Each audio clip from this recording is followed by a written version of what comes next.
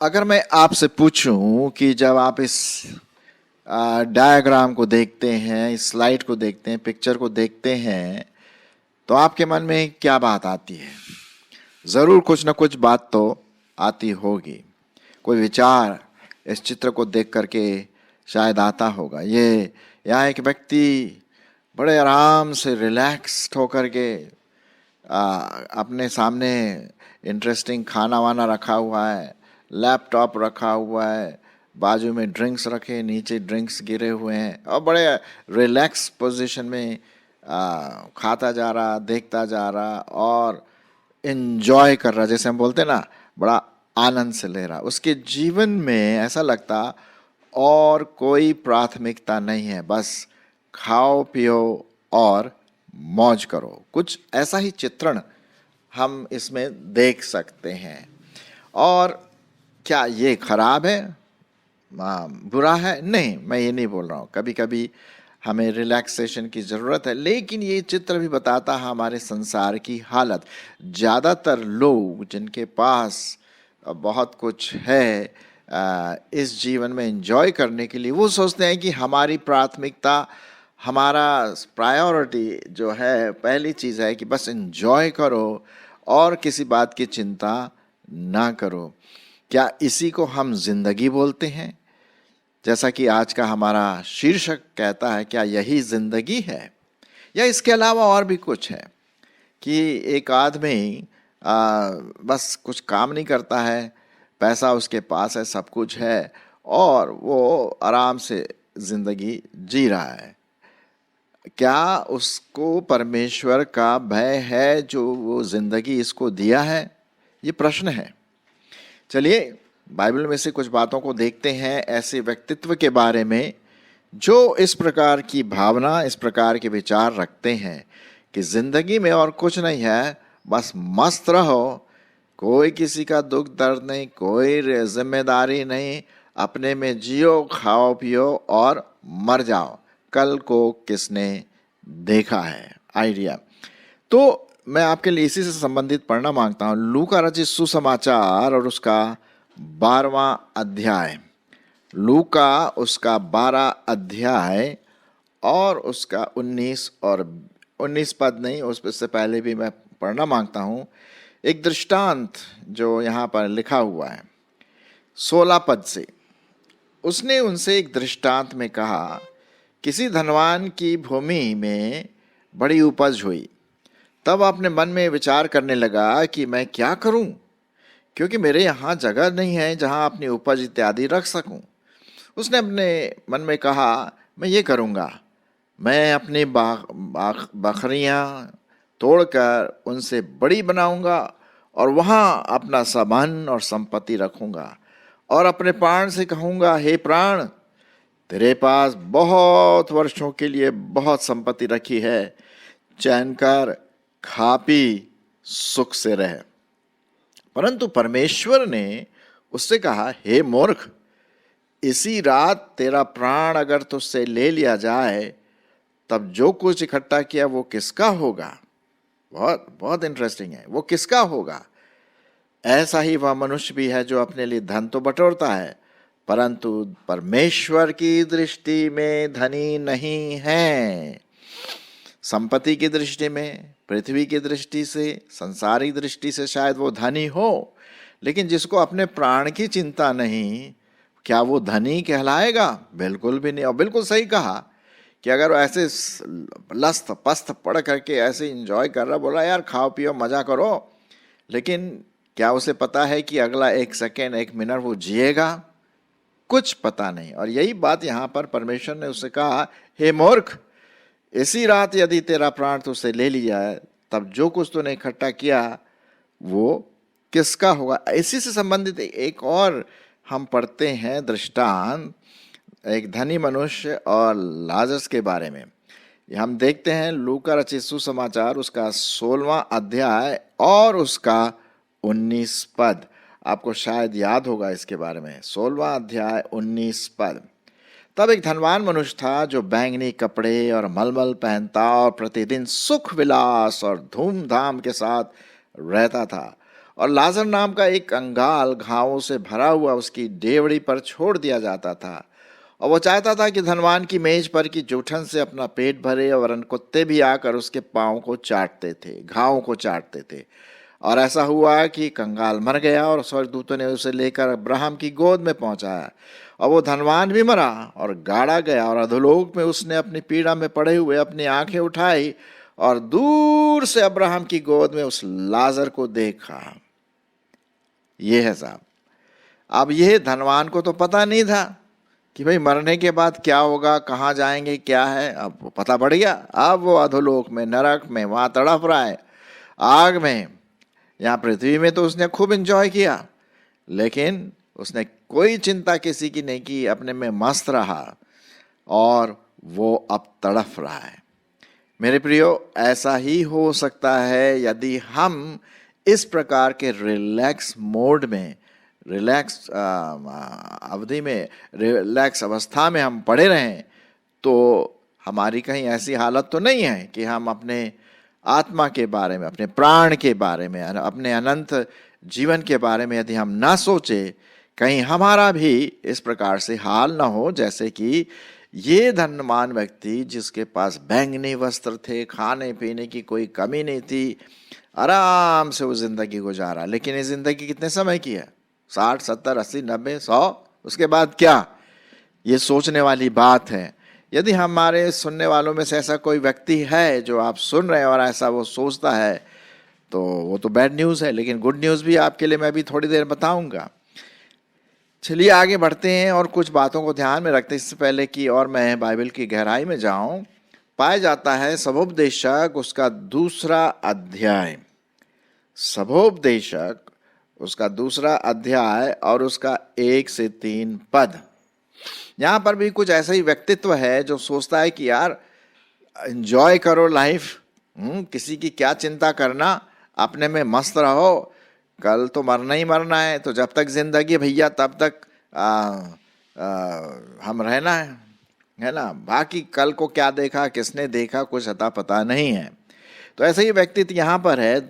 सबोपदेशक उसका 2 अध्याय उसके 1 से 3 पद मैं आपके लिए पढ़ूंगा। मैंने अपने मन से कहा, चल मैं तुझको आनंद के द्वारा जांचूंगा, इसलिए आनंदित और मगन हो। परंतु देखो ये भी क्या है? व्यर्थ है। मैंने हंसी के विषय में कहा, ये तो बावलापन है, और आनंद के विषय में उससे क्या प्राप्त होता है। मैंने मन में सोचा कि किस प्रकार से मेरी बुद्धि बनी रहे और मैं अपने प्राण को दाख मधु पीने से किस प्रकार बहलाऊं, और क्यों कर मूर्खता को थामे रहूं जब तक मालूम ना कर लूं कि वह अच्छा काम कौन सा है जिसे मनुष्य अपने जीवन भर करता रहे। और फिर यदि हम देखेंगे आगे, यदि आप पढ़ें, आपके पास यदि बाइबल लिखा हुआ है कि इसने बड़े बड़े एंजॉयमेंट का काम उसने किया, और बाद में क्या कहता है कि ये सब कुछ क्या है? व्यर्थ है, व्यर्थ, व्यर्थ ही व्यर्थ है, ऐसा वो यहाँ पर लिखा हुआ है। यहाँ मैं आपके लिए 10 और 11 पढ़ूंगा। और जितनी वस्तुओं की देखने की मैंने लालसा की, उन सबों को देखने से मैं न रुका। मैंने अपना मन किसी प्रकार का आनंद भोगने से न रोका, क्योंकि मेरा मन मेरे सब परिश्रम के कारण आनंदित हुआ, और मेरे सब परिश्रम से मुझे यही भाग मिला। तब मैंने फिर से अपने हाथों के सब कामों को और अपने सब परिश्रम को देखा, तो क्या देखा कि सब कुछ व्यर्थ है और वायु को पकड़ना है, और संसार में कोई लाभ नहीं। सब कुछ क्या है? व्यर्थ। आपने कभी हवा को पकड़ने की कोशिश की? नहीं, हवा को आप बिल्कुल नहीं पकड़ सकते। हवा शायद आपको पकड़ ले, लेकिन आप हवा को नहीं पकड़ सकते, वो कहीं ना कहीं से निकल जाएगा। उसी प्रकार से इन चीज़ों के पीछे भागना, अच्छा अच्छा खाना, अच्छा अच्छा पीना, एंजॉयमेंट करना, लैपटॉप, मोबाइल, उल्टे सीधे गंदे पिक्चर देखना, रिलैक्स होना, किसी की कोई चिंता नहीं करना, ये क्या है? ये हवा को पकड़ना। अब मैं नहीं बोल रहा हूँ कि अच्छा खाना कोई बुरा है, पाप है, नहीं। हम सबको अच्छा खाना पसंद है, हम अपने लैपटॉप में काम करते हैं, मोबाइल से भी काम करते हैं, लेकिन जिस प्रकार से ये रिलैक्स जैसे पड़ रहा है ना, कोई रिस्पॉन्सिबिलिटी नहीं है, उस प्रकार के उस संदर्भ में तब तो कुछ प्रश्न जरूर उठता है ना। तो हम यहां पर देखते हैं मेरे प्रियो कि ये जो व्यक्तित्व काउच में पड़ा हुआ है, अपने आराम से, किसी चीज की चिंता नहीं, बस खाना पीना, एंजॉयमेंट और बस आनंद से ही भर जाना, लेकिन प्रॉब्लम यह है वो कल के बारे में नहीं सोच रहा है। और ऐसे कई करोड़ों लोग हैं जो कल के बारे में सोचते नहीं कि अगर मेरा प्राण चला जाए तो मेरा क्या होगा, मेरा जो रियल आत्मा अंदर से है। अब देखिए ना, वही जो जो धनी मनुष्य था आज, और जो लाजर जो उसके भिखारी के रूप में था, जिसके पास मतलब कुछ भी नहीं था, गरीब था, दोनों का अंत कहाँ होता है? जो गरीब होता है वो प्रभु के पास जाता है, और जो धनी, जो बहुत स्वार्थी होता है, वो नरक में पड़ जाता है। ये इस बात को दर्शाने के लिए हमारे सामने यहाँ पर दिया गया है कि हम अपने जीवन की जो गहराई है, मतलब है, पर्पस है, उद्देश्य है, हम उसको समझें। भाई परमेश्वर ने आपको और मुझको क्या दिया? जीवन दिया है कि नहीं? और ये जीवन क्या है? बाइबल में तो ऐसा लिखा हुआ कि जीवन तो एक ऐसा है जैसे कि धूल के समान है, उड़ती है, खत्म। हवा ये जो क्या बोलते हैं, धुएं के समान है, थोड़े समय दिखता है, खत्म हो जाती है। फूल के समान है, सवेरे खिलता है, शाम को सूख जाता है। तो क्या हम अपने बनाने वाले अर्थात परमेश्वर के प्रति हमारी क्या जिम्मेदारी पड़ती है, या ऐसे ही हम मर जाते? कई ऐसे लोग हैं जिनके पास, विशेष करके जब पैसा ज़्यादा होता है ना, तो लोग कभी कभी मतलब जो रियल चीज़ है उसको नहीं देख पाते हैं। पैसों को जरूर देख लेते हैं, संपत्ति देखते हैं, घर बार और ये ताम झाम जो इस पृथ्वी में मिलता है वो तो देख लेते हैं, लेकिन वो अनदेखी वस्तुओं पर नहीं विचार नहीं कर सकते। और अनदेखी वस्तुएं हैं अनंत जीवन, प्रभु यीशु मसीह का बलिदान, पापों की क्षमा, अनंत जीवन, अनंत आनंद, शांति, वो उनको भाता नहीं। वो सोचते कि शांति क्या है? लैपटॉप में गेम खेलने से, खूब अच्छा खाने से शांति, खूब पीने से शांति मिलती है। आपने देखा होगा कि जब ये शराब की दुकान खुलती है तो कितनी लंबी भीड़ लगी रहती है। आपने देखा होगा ठेके जो जगह जगह पर लगे हैं, जवान बूढ़े, लेडीज भी इसमें हैं, मतलब सब लोग हैं। वही सोचते हैं कि इसको पीने से हमारा दुख दर्द सब गायब हो जाएगा। होता नहीं है वास्तविकता में। तो हम एक प्रकार से धोखे में रहते हैं। हमारा दिल, हमारा जो हृदय है वो धोखेबाज है और धोखा देता है कि भाई इसी से तेरे को शांति मिलेगी यार, बस तू मौज कर, खा पी, आराम से रह, काय के लिए चिंता छै ना, चिंता करने की तो जरूरत ही नहीं है, क्यों कर रहे हो? हैं, कल को किसने देखा है?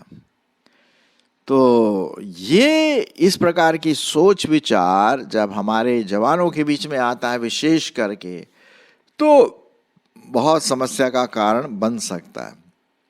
कुछ समय तो वो एंजॉय करेंगे, लेकिन कुछ समय के बाद बोरियत आने लगती है, बोर हो जाते हैं। अब क्या करें? सब कुछ तो कर लिया है जो मुझे करना चाहिए, अब नेक्स्ट क्या है? मतलब दे आर नेवर सेटिस्फाइड, कभी भी उन्हें पूर्ण तृप्ति नहीं मिलती, मिलेगी भी नहीं, क्योंकि ये इन चीजों के पीछे भागते हैं। तो वही बात मैं आपके सामने यहां पर रखूं, क्या यही इसी का नाम है जिंदगी? क्या यही जिंदगी है कि हम इस पृथ्वी में रहे, संसार में रहे और खत्म? नहीं, यही जिंदगी नहीं। जिंदगी वो है जब हम चिंता करें, देखें कि मेरे जीवन का उद्देश्य क्या है, मैं यहां पर क्यों आया हूं इस दुनिया में, मेरा क्या पर्पस है, क्या मतलब है? किसने मुझे बनाया, कहां से आया, मैं कहां जा रहा हूं? ये प्रश्न आपको जरूर पूछना है। यदि आपने नहीं पूछा है या दूसरों को बताएं आप, हो सकता है आप जो सुन रहे हैं विश्वासी हो, ये बात आप दूसरों को बताएं कि यार तेरे जीवन का मतलब क्या है, हा?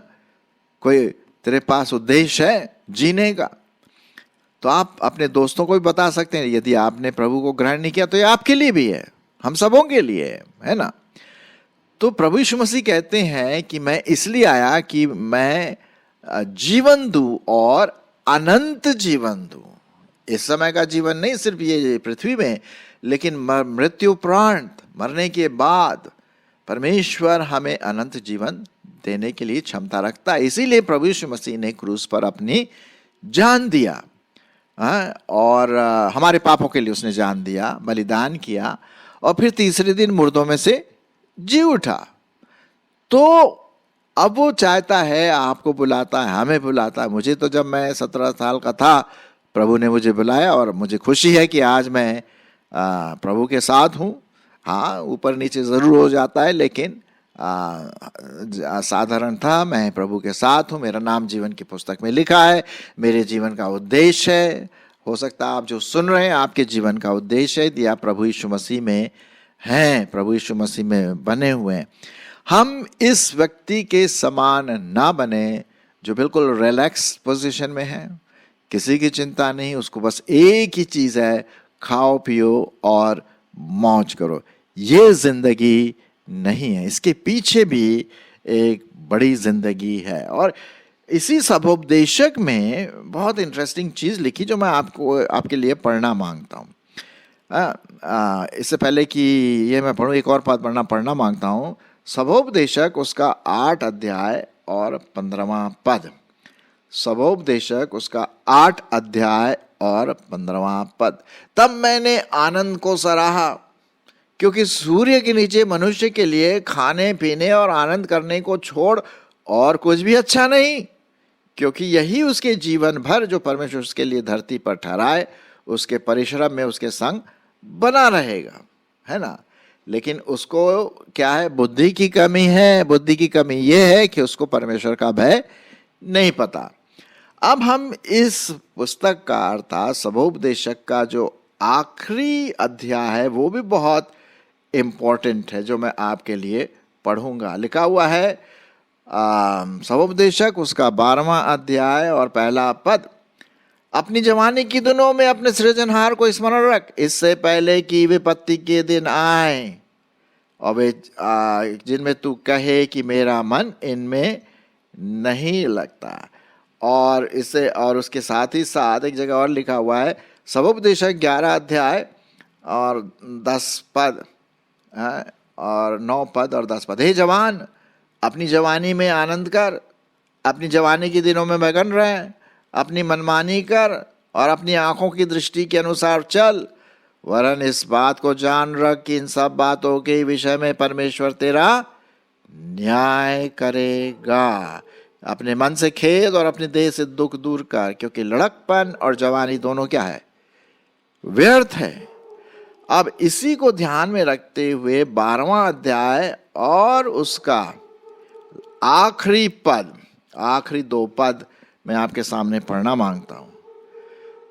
सभोपदेशक उसका 12 अध्याय 13 और 14 पद। सब कुछ सुना गया, भाई मैं आपको बता रहा हूं, आपने सुना, सब कुछ सुना गया। अंत की बात यह है कि परमेश्वर का भय मान और उसकी आज्ञाओं का पालन कर, क्योंकि मनुष्य का संपूर्ण कर्तव्य यही है।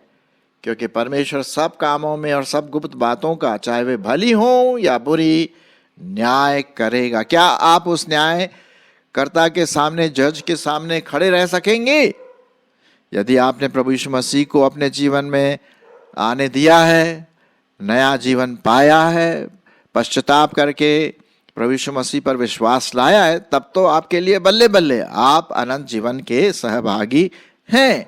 लेकिन आप सिर्फ यहीं तक लिमिटेड हैं कि भाई खाना पीना और कुछ नहीं है, तब आपके लिए बैड न्यूज़ है। वही लाजर और धनी पुरुष की कहानी जो मैंने बताया था आपने, इस पृथ्वी में तो उसने बहुत एंजॉय किया, लेकिन वहां नरक में पड़ गया। कहीं हमारा और आपका ऐसा ना हो कि यार मेरा तो नहीं होगा क्योंकि मैं तो प्रभु यीशु मसीह को ग्रहण किया, और शायद आपने भी किया होगा। दूसरों को बताइए इसके बारे में कि जिंदगी का नाम सिर्फ खाना पीना और एंजॉयमेंट नहीं है, इसके अलावा भी उस परमेश्वर को हम प्राथमिकता दें जिसने आपको मुझको बुलाया है, जीवन दिया है, सांस दिया है, कि हम उस परमेश्वर को जाने और पापों से क्षमा मांगे और अनंत जीवन के सहभागी हो सके।